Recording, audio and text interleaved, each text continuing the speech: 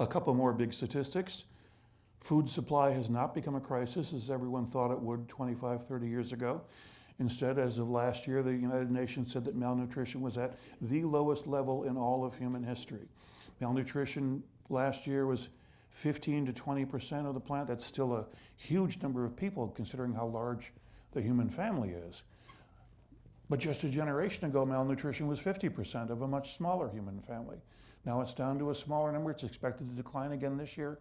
There's no reason to believe that we're going to run out of food in any conceivable scenario generations to come in the future. The same for primary resources. You all know in the 1970s it was widely believed that petroleum and natural gas would be literally exhausted by now.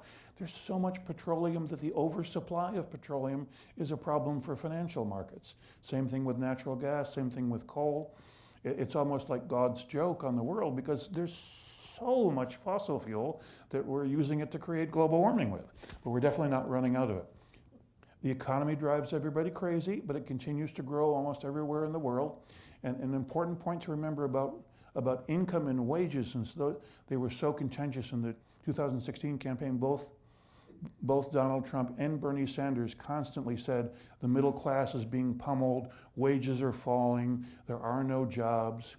On the day that Trump was elected, unemployment was 4.6%, a number that would have caused policymakers of the 1970s to fall to their knees and kiss the ground.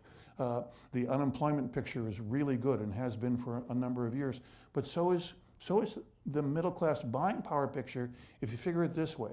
If you only look at pre-tax income, that's been a tough number for the middle class now for about 30 years. If that's the only number you look at, and that's the only number that Bernie Sanders ever talked about, then it looks pretty bleak. But you don't run your household based on only income. Your buying power is based on income minus taxes plus benefits multiplied by consumer prices divided by household size. And if you do that equation, what you find is that ever since the end of World War II, the middle class's buying power has risen by just about exactly 3% per year on, again, almost like an escalator basis, same amount every year, straight line. If times are good, if times are bad, middle class buying power goes up 3% per year. And of course, you know from mathematics, if something goes up 3% per year, it takes you 26 years to double. So that is still ongoing. Pundits and politicians talk only about income. Income is the negative number when you look at wages. All the other numbers are positive. Now, of course, there's no guarantee that they will stay that way. The economy is so turbulent and so unpredictable. Even if you have a good year, it drives you crazy. And I think one reason people feel so worried about the economy is things change so fast now. They have changed fast in the past.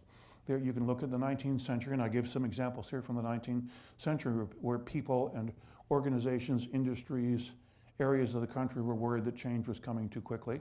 There's no doubt that it comes even quicker, even faster now. And that makes you feel uncertain and anxious about the future. But so far the economy is still grinding out higher living standards for almost everyone.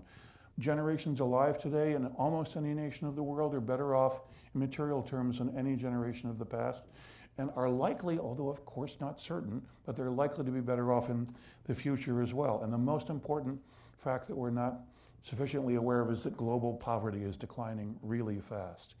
If you look at global poverty numbers, here's a few quick ones.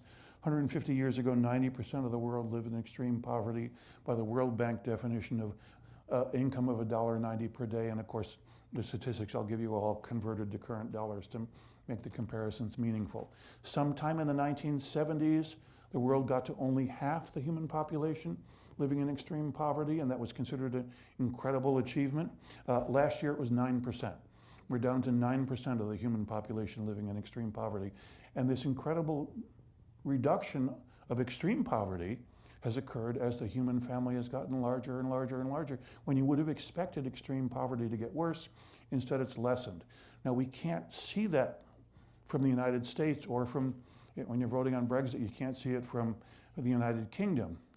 The line I use about this is that the great things are happening in the world, just not here. We're aware of the conditions in our own country. Doesn't seem so great. Progress doesn't seem to be accelerating to us. Go to China, you go to India, progress is accelerating all around you. And because the human family has become so large, More members of the human family live in those places than live in here in Western Europe combined. Polls show, by the way, that when you ask Americans and Western Europeans, is developing world poverty getting better or worse, they say by an overwhelming margin that developing world poverty is getting worse, which is the reverse of what's going on.